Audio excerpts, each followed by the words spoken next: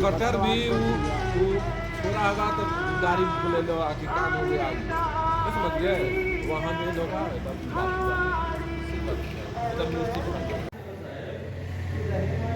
रोडो यही में रहने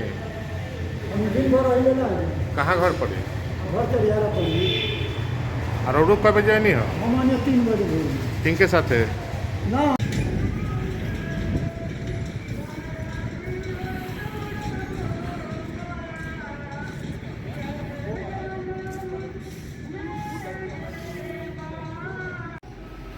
भी तक तू मोटा भी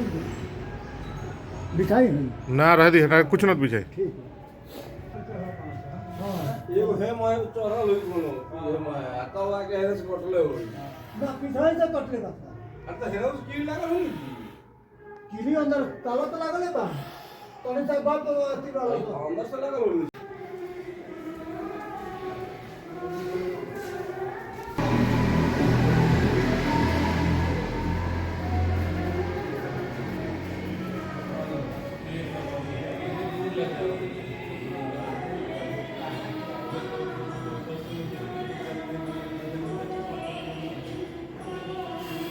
तीन बजे वही तो देखनी है कि थे क्या नाम है आपका जयप्रकाश सिंह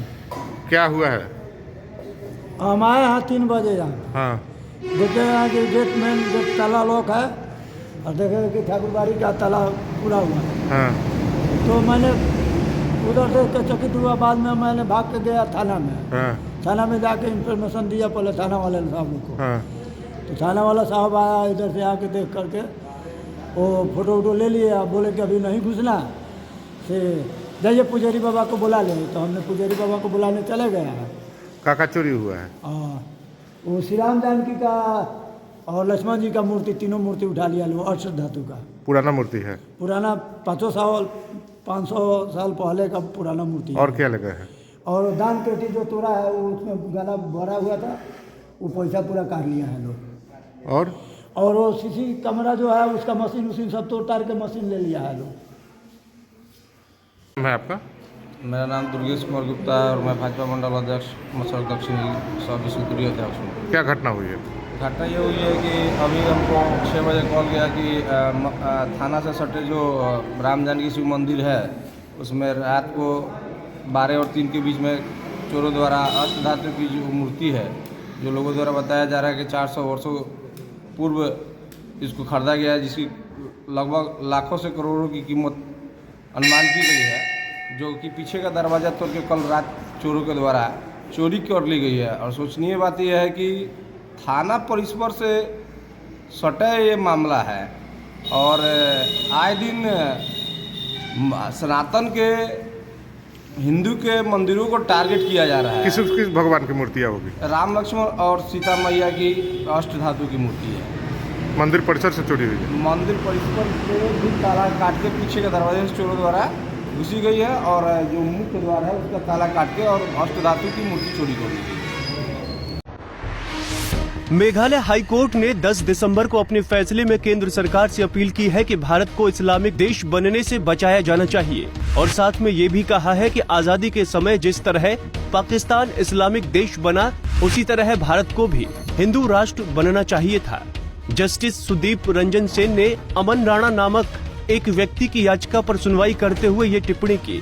आइए जानते हैं जस्टिस सेन ने किन किन मुद्दों पर चिंता व्यक्त की। ये एक निर्विवाद तथ्य है कि विभाजन के समय लाखों सिखों और हिंदुओं की हत्या की गई, उनके साथ अत्याचार और बलात्कार किया गया, उन्हें अपने पूर्वजों की संपत्ति छोड़ने के लिए मजबूर कर दिया गया और उन्हें अपने जीवन और इज्जत को बचाने के लिए भारत में प्रवेश करने के लिए मजबूर किया गया।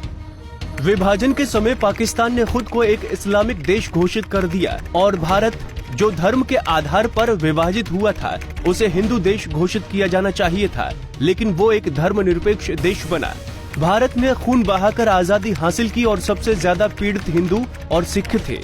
जिन्हें अपने पूर्वजों की संपत्ति जन्म स्थान को आंसुओं और डर से छोड़ना पड़ा और हम इसे कभी नहीं भूलेंगे। हालांकि ये उल्लेख करना गलत नहीं होगा कि जब सिख आए तो उन्हें सरकार से पुनर्वास मिला, लेकिन हिंदुओं को समान व्यवहार नहीं मिला।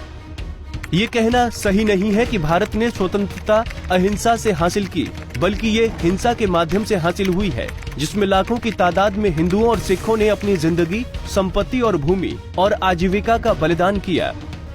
आज भी पाकिस्तान, बांग्लादेश और अफगानिस्तान में हिंदू, सिख, जैन, बौद्ध, ईसाई, पारसी, खासी, जयंती और गारो पर अत्याचार किया जाता है। उनके पास कहीं और जाने के लिए कोई जगह नहीं है और विभाजन के दौरान भारत में प्रवेश करने वाले हिंदुओं को अभी भी विदेशी माना जाता है, जो मेरी समझ में बेहद अनौपचारिक है, अवैध और प्राकृतिक न्याय के सिद्धांत के खिलाफ है। कानून लोगों के लिए बनाए जाते हैं, न कि लोगों को कानूनों के लिए बनाया जाता है। और ये भी एक तथ्य है कि कानून तभी प्रभावित हो सकते हैं जब वो इतिहास और जमीनी वास्तविकता को ध्यान में रखें।